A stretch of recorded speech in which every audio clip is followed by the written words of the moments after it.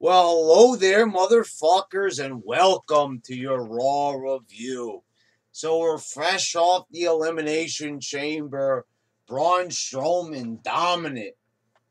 Alexa Bliss historic, right? Historic, right? Michael Cole only said it 1,000 fucking times last night.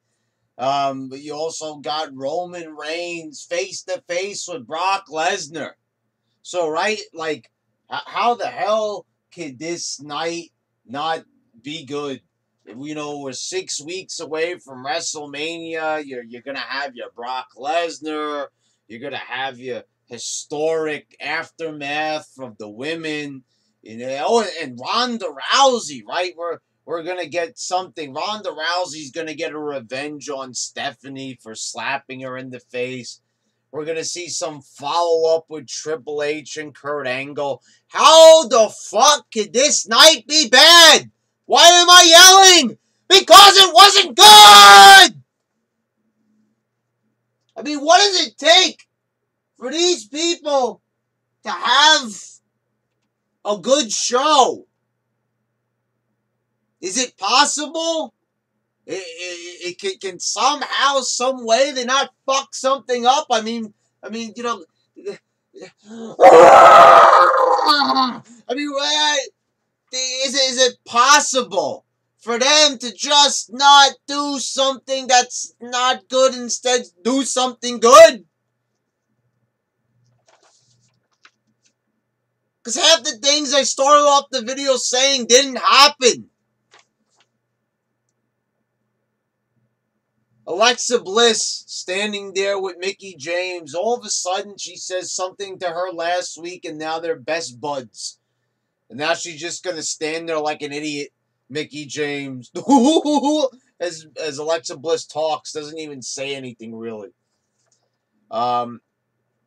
This was a disappointing promo. I really thought that, like, this sounded really scripted. I wish they would go back to having Alexa cut some really good promos where she was hating on the crowd. I don't know. They don't seem like they're doing that anymore with her. It's almost like they pulled back the reins on Bliss, and they're keeping her in, like, she's not coming across as well as she did last year. And, that's pretty apparent here. So Asuka comes out, and Bliss basically, it's like she's the heel, and she's telling Asuka, we're supposed to be hating on Bliss as the audience, hating on the heel because she's saying that Asuka doesn't speak English, and in this day and age, she's a racist. Because it would be crazy not to think that a girl working for an American company with a predominantly English-speaking roster and predominantly English-speaking business people running it. Triple H speaks English as the first language. Stephanie, Shane, Vince McMahon, Linda, you fucking name it, Kevin Dunn, all these people speaking English. But, Asuka could only say a few sentences in English. Oh, you're a racist for saying this because she's a great wrestler and she's from Japan. Oh, excuse me. Excuse my racist tendencies there. Oh, my God. Because I dare say that perhaps she should learn better English before she was fucking hired for the company. So how about that novel idea? And this is what I've always said ever since I've been ranting against Nakamurphy since, what was it, 2016? I don't even remember what year. Ever since I started with Nakamurphy, way back when everybody told me that I didn't, know what wrestling was, when I said his match against Sami Zayn was not, and guys, I implore you to please go check out that video. It was like from 2016, whenever it might have been, where Nakamurphy and Sami Zayn had this revolutionary match. Revolutionary. And everybody told me, because I remember I gave the match 3.5 stars at the time. And everybody came at me, what the fuck's wrong with you, bro? that's a 5-star match. And I was like, well, 3.5 stars according to Dave Meltzer is a very good match. Yeah, but you gotta rate it 5 stars, motherfucker, or you don't know what wrestling is. Yeah, but 3.5 stars is a pretty good rating. It's like, I'm not saying it's great. You're being an asshole. Give it 5 stars. Change your mind, because I have a different opinion. I was like, that was the moment where you guys saw that I stopped doing star ratings. I says, no, I'm not doing star ratings anymore because people, these are the Meltzer people, I love stars. You know, these people aren't even studying astronomy, yet they're obsessed with stars. I don't fucking get it. So I moved away from that. But basically, you know, I started talking about this novel concept of how are these people going to get over if they don't fucking speak English? This was the whole problem with Taka Michinoku, who was like the first Japanese star that, you know, they really introduced from New Japan. And this was supposed to be a big thing. I remember reading it in WWF magazine at the time when I was a kid. Oh, they showed all the pictures of like cameraman Vince McMahon and him shaking hands. And then it came apparent that the crowd really didn't give a fuck. They oohed and ahed at a few suicide dives and topes, you know, and fucking planches and shit like that. But nobody really gave a fuck. You could really see it.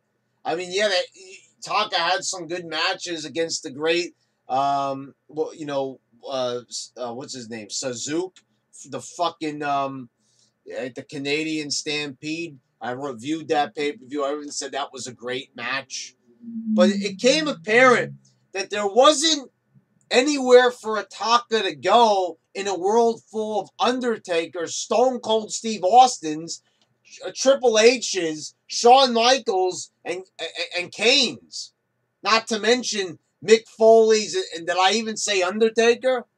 I mean, and The Rock was on the rise. Where the fuck was Taka Michinoku gonna go with all that charisma and people talking in fluent fucking English for a mostly their biggest audience what was Americans. So there was really not a big market because most people in Japan were probably watching New Japan anyway. Whatever the case may be, I had already made that a fucking point long ago, and it had already been established with WWE that Japan stars, because you really didn't see any stars from Japan really come to. Who did you see? Jimmy Wang Yang, Kenzo Suzuki, and these weren't even guys from New Japan. You know, Kenzo Suzuki was just some guy from developmental that they brought up from like OVW. So these are like homegrown Japanese wrestlers. So they really got it out of their mind with New Japan. That they, you know, because the thing was, none of these guys spoke English. None of these guys really had any natural charisma to them. So anyway, with that out of the mind, so Bliss and, you know, and Oscar face to face. Nia Jax comes out, then Bayley and Sasha make the save. We have a match. It's another fucking 6-man tag. And I love this idea of like how the women are equal to the men. But like, how many times do we see these 6-man tags where it's just like the women all over the place? It's so funny because Mickie James was on the other side of the team just last week. Wasn't she teaming with Bayley and Sasha? Now Asuka's in there. You see how interchangeable they are? It's like you can't even fucking tell these girls apart half the time. So, Asuka locks an arm bar on the arm breaker onto Mickie James. She taps out. So now we're just going to kind of make Mickie James, you know, she's the silent one now. You know, it's like, how do you take a talent like Mickie James and just reduce her to just like fucking nothing, basically? This is how you do it. John Cena came out and cut a promo about how he doesn't have a clear-cut path to WrestleMania. And he talks about the Undertaker dream match, and that's what he wanted to do, but the match won't happen. So he's going to SmackDown. I think this match is probably going to happen. And if they don't do it, they're fucking stupid. I don't care what everybody's... Oh, the match is not relevant anymore. Put Cena and Undertaker on there, and I guarantee you it will be a good match. Yes, they faked the retirement last year. People are saying, excuse me, that that it's not going to be as relevant as it could have been in past years. Who the fuck cares? Just do the fucking match. You know that it's going to be entertaining. You know that it's going to be worth seeing. People are acting like they're not going to... Oh, goddamn! Watching this match, they're, this match is going to be awful. No, it's not. All Taker has to do is step in the match, step in the fucking ring, and you're going to mark out, you fucking asshole. Stop saying, oh, this match is not going to be... Yeah, okay, maybe Undertaker would have wrestled better if it was 8-9 years ago. Okay, granted. But, stop it. We go through this shit every fucking year with these people. Oh, I'm not going to watch WrestleMania. Yes, you are, you fucking idiot. Stop already with that fucking shit. This is obviously a marquee match. They put this match on the card, and every other match is going to seem obsolete in comparison because it's fucking Cena versus The Undertaker. I don't know where they're going with this angle. It's probably going to fucking suck like it always does. But it's going to be like how every WrestleMania has been the past couple of years. The build-up is going to be just fucking bad. And then the Mania is going to just end up being it's going to be good. Or at the very least, decent, inadequate, entertaining WrestleMania. But, we go through this shit every single year. It's going to suck. And then, they always end up pulling out some sort of trump card at Mania to make it entertaining. WrestleMania is always WWE's best show of the year by far. Whether it's due to the pageantry, it's just due to the fact that it's just WrestleMania and the allure of it. It goes without saying that I don't really think we really need to worry too much about how good the WrestleMania is going to be. People complaining about, Taker, he can't go anymore. He proved last year that he could still go in the ring. I'm not saying that was a beautiful match between Reigns and Taker, but it was one of the most entertaining matches on the show. Whatever the case may be, the match will fucking happen. It just didn't seem like that was going to be Taker's finale. Bray Wyatt defeated, he beat up Slater and Rhino. This was going to be a match, and then it just didn't end up being a match. Wyatt says he's not done with Matt. He's coming for him. He laughed once again. Or I think he laughed, or he said it with a smile on his face, whatever the hell. The crowd was chanting, "We want refunds" last night. Now, I know that's the smart crowd and everything, but it's quite obvious this feud is already run its course. They could have done, with their production crew, how the fuck can anybody explain this to me? TNA with their limited budget, how did they put on a more entertaining, more adequate representation of the Matt Hardy broken gimmick than WWE? I mean, honestly, besides laughing like a bunch of lunatics and Matt staring at a fucking fishbowl, what have they fucking done to really get this character over? They haven't done anything. And judging by even the smarts, which obviously these are the people that watch every single wrestling promotion, they know him from TNA. They're doing the delete with him. That's the thing. They're chanting delete, delete, delete 1 minute. And then at the pay-per-view, they're chanting, we want refunds. This is why you can't cater to the smarks. I say this time and time again. They are not an accurate representation of the audience. That's your in-house crowd. They're fucking children. They just are trying to get themselves over half the time. It's I don't know, but anyway, like why continue to do that? But you need to do more with these characters. If you're gonna continue this feud into WrestleMania, this is fucking WrestleMania.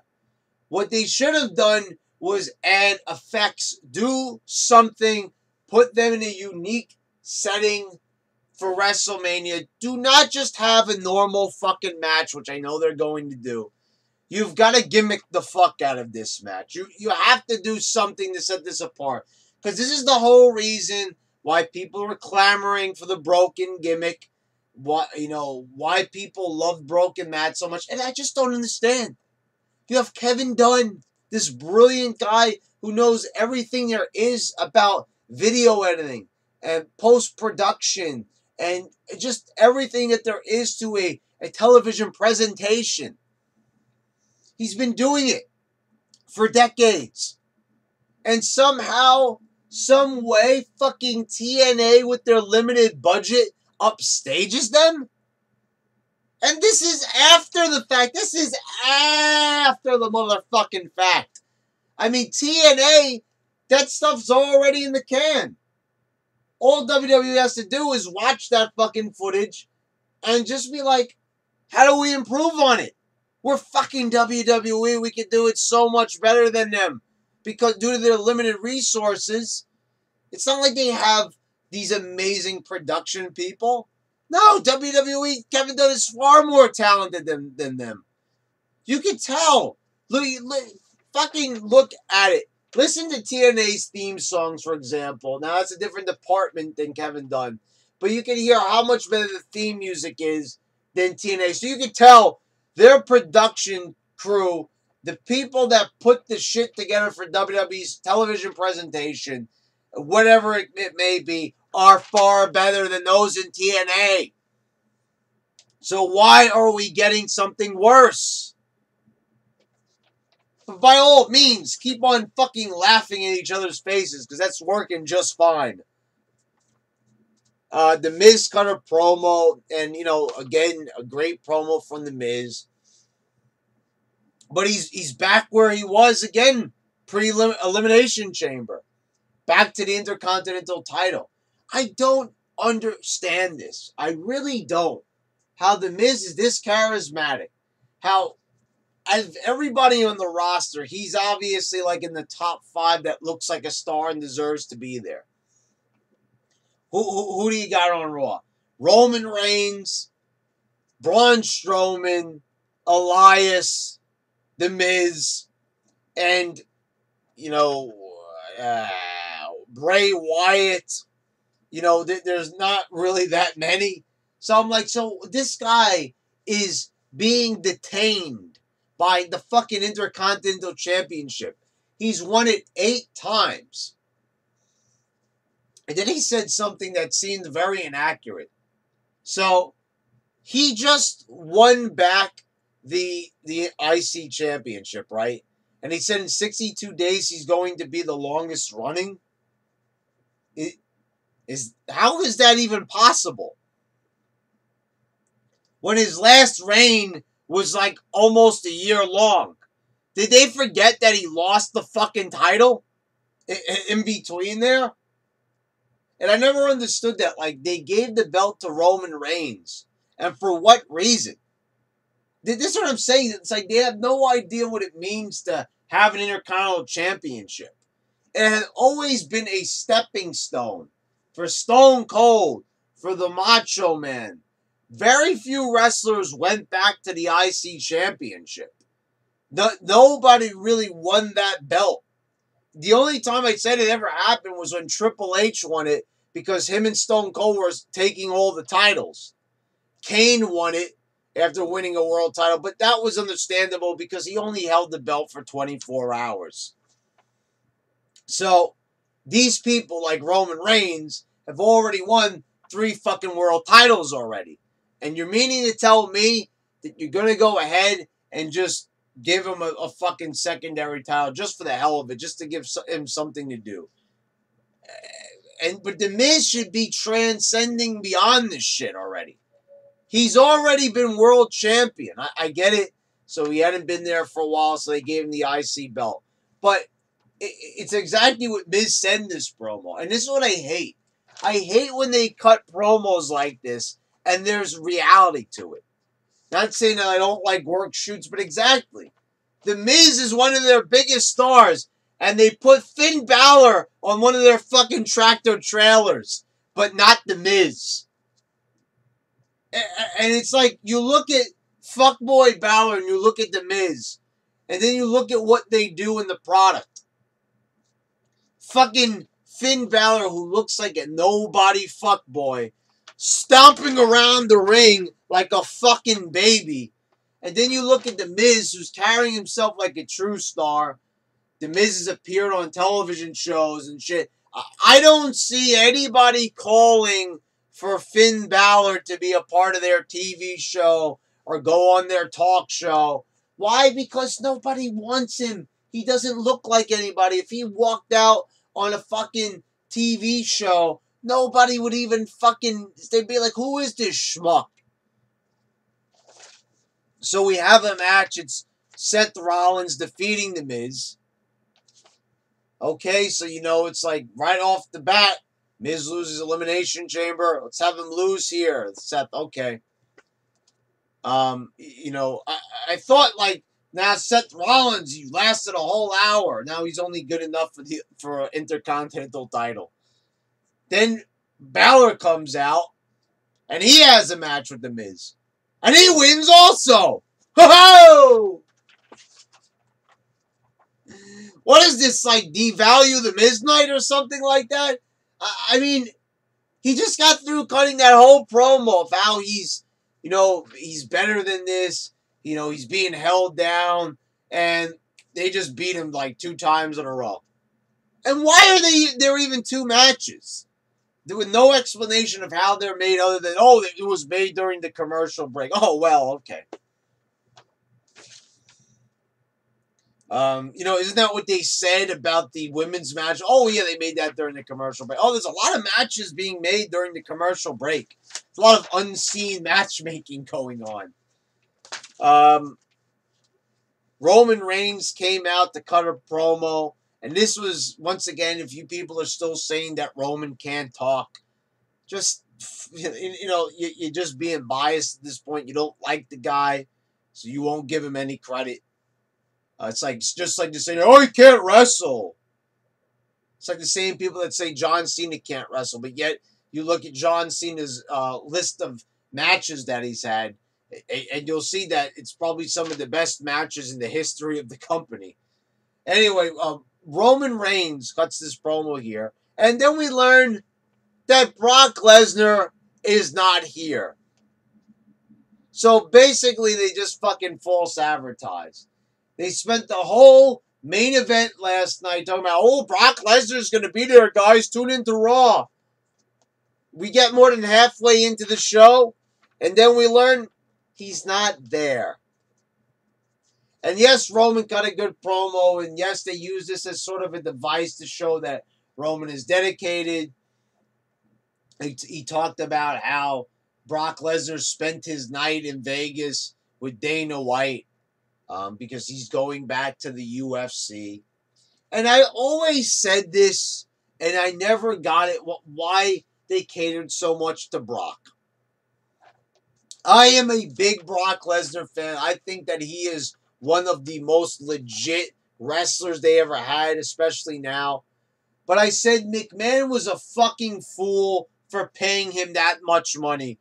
And the ratings never increase. They say he's going to be there one night and the ratings only go up by a few thousand people. Is that really worth paying him several $1 million a year just to appear a few times? And I said McMahon is a weak fucking man nowadays. Because it's like, not only is it not getting him ratings, but you're paying him just to make a few appearances. You should have negotiated a better deal.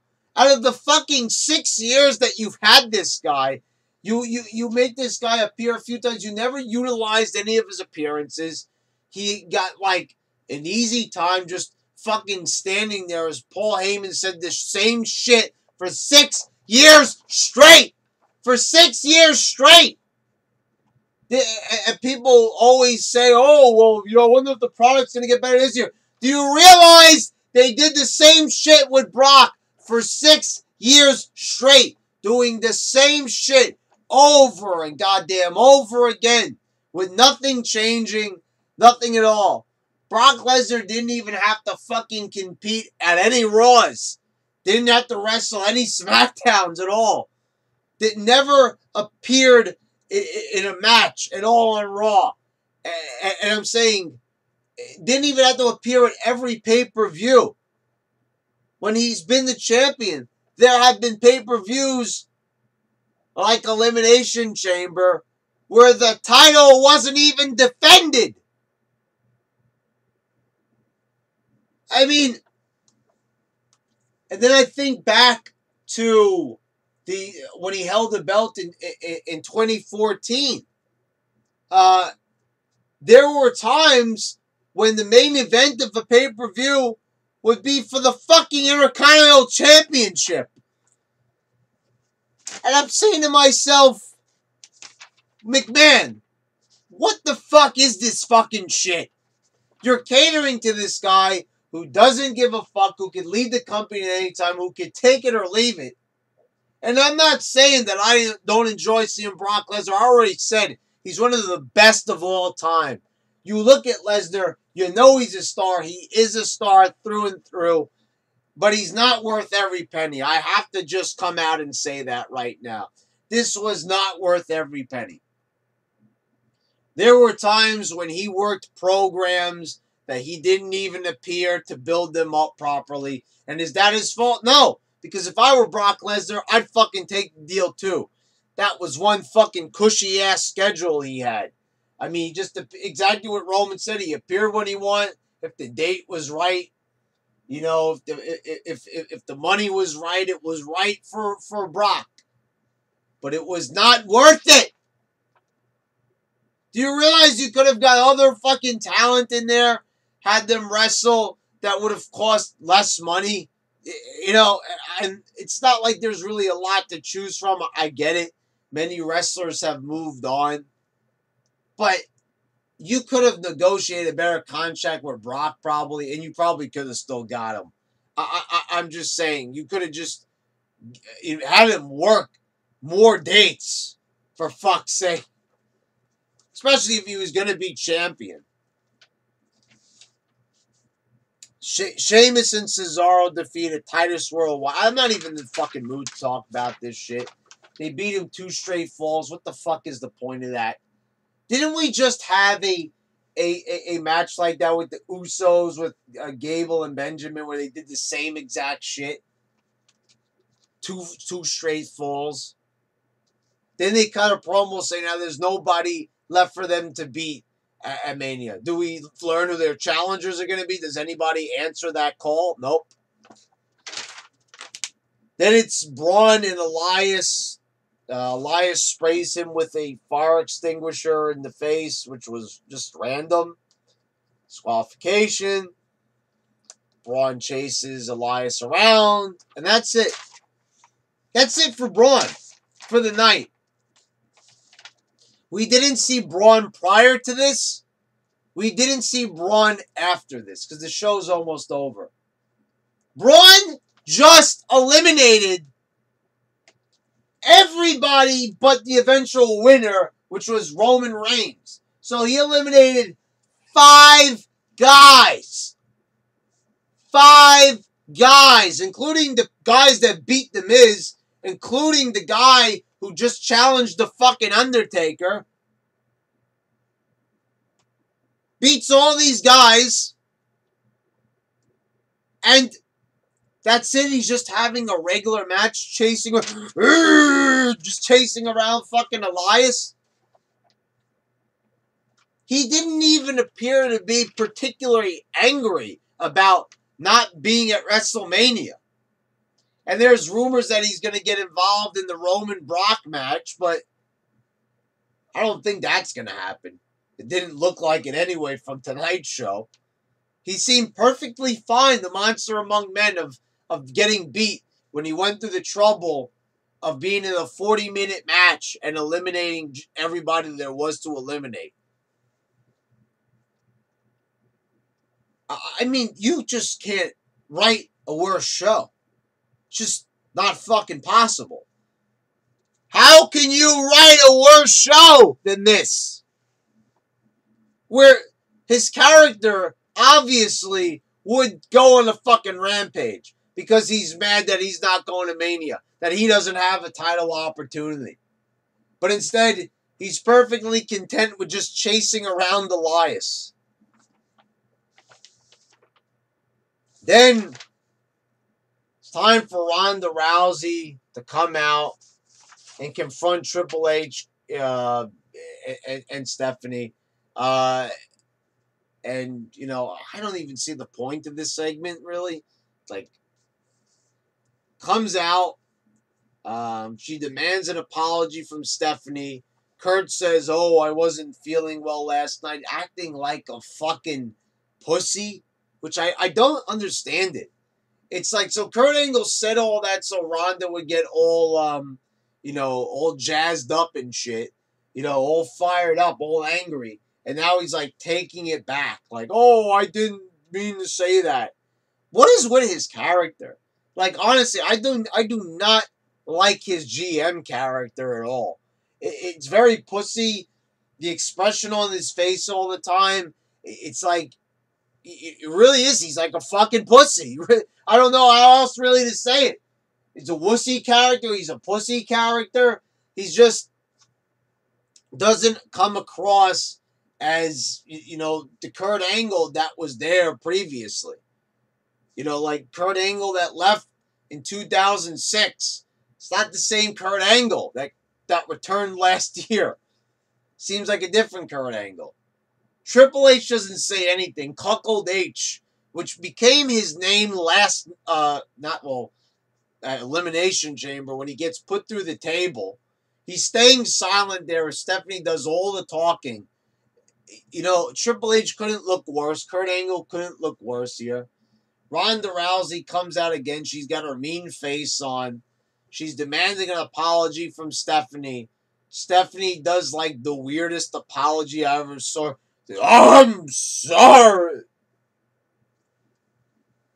I don't know, Stephanie, even when she started to act and she was like not the best, she was still a better actor than what she is now. What is with her faces? I didn't even go into it enough in my Elimination Chamber. That snarl that she does, it's just like, I can't even do it. I can't even do it justice. I can't even just plain do it. I mean, it just, she does this face that's just so cartoonish. And I'm all about animating these talents. I talk about it all the time. But she just looks like a damn goof. And it's like Vince Russo said, is there anybody who is less cool than Stephanie McMahon? The answer is no. She is just, bar none, the least coolest person I've ever seen in my life. It's just that those fucking faces that she makes. What are it's like the fucking joke with the, what are those? I mean, like, what are these faces that she's making? Those are not, like, real reactions of people. And I'm not saying that, like, in a wrestling world with broken Matt Hardys and shit and Bray Wyatts that this needs to be, super serious and, like, make sense. But, if you're going to have a situation like this with a real legit fighter, could you at least lay off the fucking weirdo face expressions? What are those? What are those? Really? What are those? What are they? I don't know. I don't know. Oh, I'm a rabbit.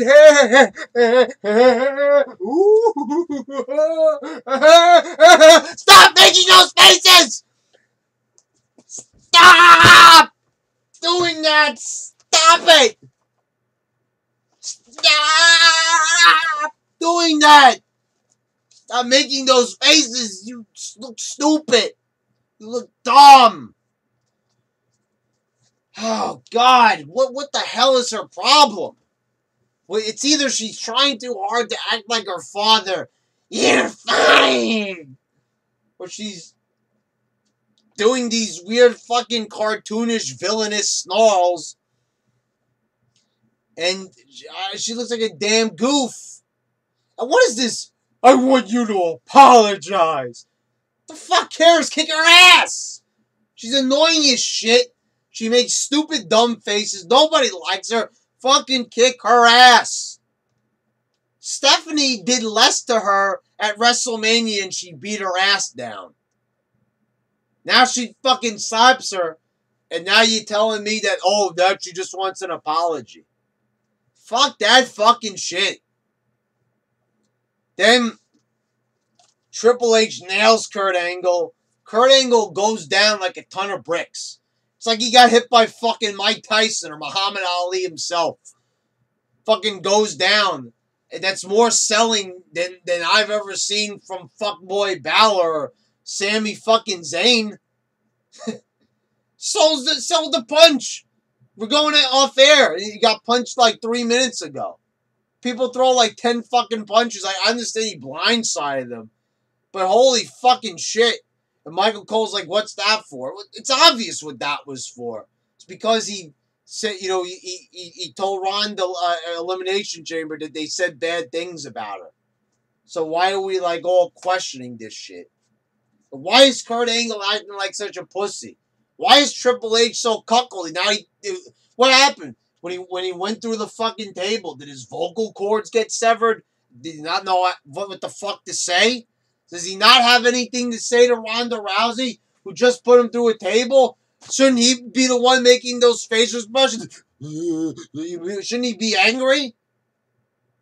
Don't they know how to write emotions on this fucking show? I mean, for God's sakes, you've got Braun Strowman, a big fucking monster among men. He's getting angry, you know, and shit. He lost his title opportunity. He's just having a match. Triple H gets embarrassed, put through a fucking table, and he's got nothing to say. Now I get that Ronda is a woman, but isn't she also a fighter? You know what I'm saying? I understand that they don't want to have Triple H touch her and stuff, but he could at least say something to her. I mean, how could you write a worse show than this? Really, guys. I mean, I have to keep repeating this because I'm trying to accentuate the point. This is a bad show. This is beyond awful. I mean, nobody reacts accordingly. You're writing a television show with characters that should be reacting to situations.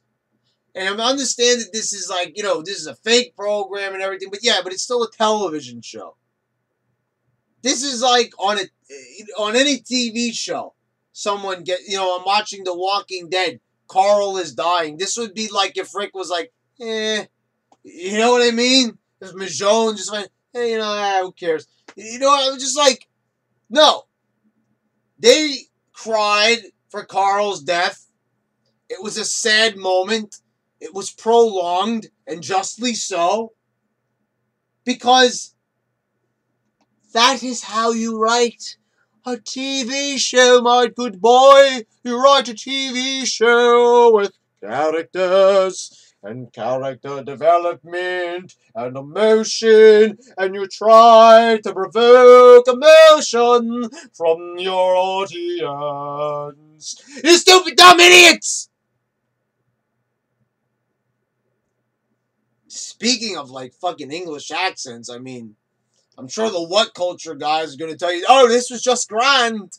It's me, Jules, and this was a grand Raw, grand indeed, because we got to see Seth Rollins and Finn Balor winning against The Miz. Oh, golly gosh, gee. So if you guys want to hear a more positive, like, snarky review, by all means, Go over the what culture. Go over the what culture, guys, and you can hear this is like one of the best eras in wrestling, right? The women's revolution. We're pro-feminist, right? This is fantastic. Cuckold H. Tremendous. I mean, guys, has the product been any worse than this? I swear to fucking God, I would have watched 1995 10 times over on this. And I remember, like, back when Russo would live stream his Raw reviews on YouTube, which was now like less than a year ago. I remember we would, I was in the chat and I was discussing with people about 1995. And even Vince Russo himself said, no, this era is better than 1995. I disagree. I really rather watch Shawn Michaels and Bret Hart and Undertaker and even all the bad, horrible characters that they had, because those characters were 10 times more entertaining. I'd rather watch fucking, what the fuck is his name? T.L. Hopper. I'd rather watch his fucking ass than watch fuckboy Balor. Great wrestling match. I mean, honestly, I'd rather you see fucking Hakushi instead of fucking Nakamurphy. I mean, at least he had all that writing all over him. At least that was fucking entertaining to see. I mean, really, it's just like this is the point we've come to where we're talking about one of the worst wrestling eras being even worse than the current one. And this is 2018 where production has improved so much. And you have all this material you can pull from the real world and apply it to your product. And you're not doing anything with that. You're just becoming a very super squeaky clean, politically correct, very, very boring. And forget about it even being politically correct and all that shit. This is just plain fucking bad. Like I said, it's just bad storytelling. There's shows on TV that are PC as fuck, like Homeland and shit like that, but they still tell a cohesive story, and there still are like fucking characters on the show that are relatable, and it's just better storytelling altogether. Even shows that I don't even watch, I'll even give credit to. That they're better because they just tell a better story, and they do things the way TV shows have always been known to do them. You got to be consistent. You got to have a sense of continuity. You have to have a sense of knowing who your characters are and how they would perform in specific situations. Not perform in the ring, but perform as characters. Because you got to understand that this is a fake show. Not saying that people don't enjoy the in-ring action, so do I. But the thing is, first and foremost, people care about these wrestlers as people. And I've said this time and time again. Look at who the most popular wrestlers of all time are. They're not really people that are known for their in-ring work. Hulk Hogan, Stone Cold, The Rock, The Undertaker. A lot of these wrestlers don't even really have vast movesets, if you've noticed. Stone Cold is known for a Stone Cold Stunner, punches, and a Luthez press. Maybe an elbow from the second rope. He's not really known for a whole lot else, stomping people in the corner. The Rock, a lot of punches and DDTs and shit, but he's not really known for, doing fucking amazing fucking flips and shit like that.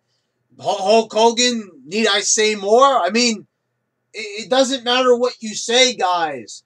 The test of time is what always holds true. And none of these wrestlers in the past that are talked about today, don't you guys notice that every single wrestler we see always draws comparisons to the better wrestlers? Oh, he's the next Stone Cold.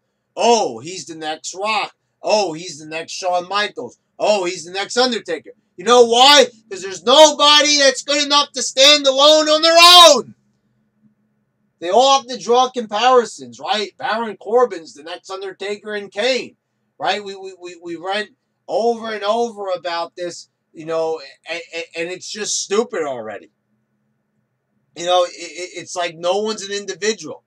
Nobody can just be themselves because the WWE doesn't let them be themselves. They don't build new, fascinating characters, new interesting characters. No, it's always these guys that they're just drawing from the past, basically praying and hoping that they get over, and all they do to try to get them over is have them win matches. Nobody gives a fuck about who wins these fake matches. All right, guys, this review's going on long enough. I just had to rant a little bit more because this fucking show was so fucking terrible. This product is so fucking terrible. It's just plain fucking awful. There you go, guys. There's your Raw review. This has been your YWC champ signing out.